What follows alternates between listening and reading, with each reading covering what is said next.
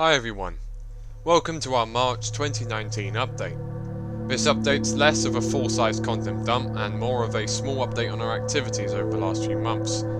As we announced in our anniversary update, we're phasing out the format on ModDB and YouTube and limiting it to teasers, but smaller updates like this one might crop up here or there. Firstly, I'd like to announce that the RTBR family has once again swelled in size since Christmas. We've gained a new composer, Ira, whose work you'll be hearing later in the update, as well as 4 new mappers, Lena, Trevor Baker, Alex and Folderstumpf. We also have a new sound designer, Sloth, 2 new modelers, Henry Dan and Jack Manley, and a new programmer, Spiral. Finally, we have a new voice actor, Samantha Farah. Samantha has a few words of introduction about the role she'll be playing in the mod. Hi everyone, I'm Samantha Grullón Ferrer and I'll be voice acting the character of Alex Vance in Raising the Bar Redux. My impression was chosen because it strikes a good middle ground between the older version of her voice and the final product released in Half-Life 2, and I'm really looking forward to working in this project. Most of this update will centre around model updates, so to start off, I'd like to draw some attention to Sapvik's APC model. We gave Sapvik the beta APC as a reference and he added lots of additional detail, upping the visual quality of the vehicle and giving a lot of maps the benefit of a good looking prop for detail.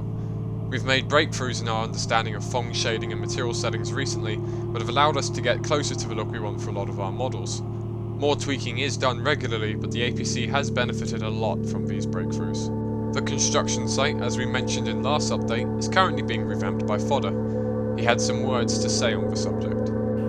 For my revamp of the construction site, I took inspiration from real photos of construction sites to add more realistic detail to the environment. I also did a lightning pass and extended the length of some sections to make sure the high points of the map lasted longer. As part of our intent to add extra features and details to our creatures, we've been pursuing colour variants for our various headcrab species based off of previous designs for them or based on Andy's own ideas. This variant of the fast headcrab looks particularly noxious, and we're hoping to find an interesting way to implement it in an area where it works in tandem with poison headcrabs. Speaking of, we on the team love Andy's poison headcrab design, it being the personal favourite of many here. Its foreboding and threatening mandibles are one of the best parts of its design, and Andy has wisely decided to retain their prominence in this alternate skin for the creature. This particular skin is based off of the Leek variant, which possessed more reddish hues than the solid black rendition released in retail. A few days ago we gave Lambda Generation an exclusive sneak peek at the March update with a short gameplay snippet of Arcade. Taking into account some of the helpful feedback on the video, some of which wasn't, we added some extra details and refined the gameplay clip for the full update. Take a look. Citizen notice. Failure to cooperate will result in permanent off-world relocation.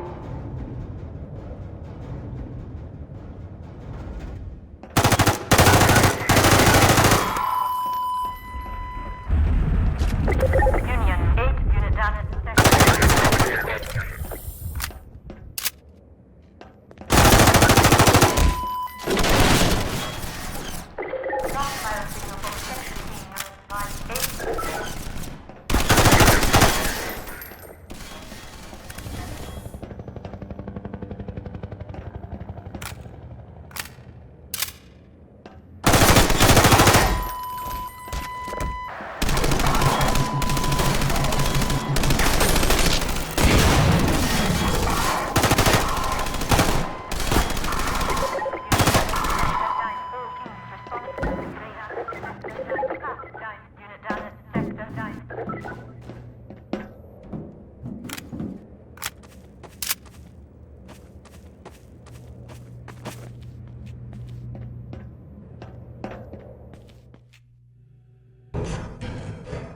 One of the updates we're proudest to show off today is the 3rd completed volume of our OST, Equilibrium.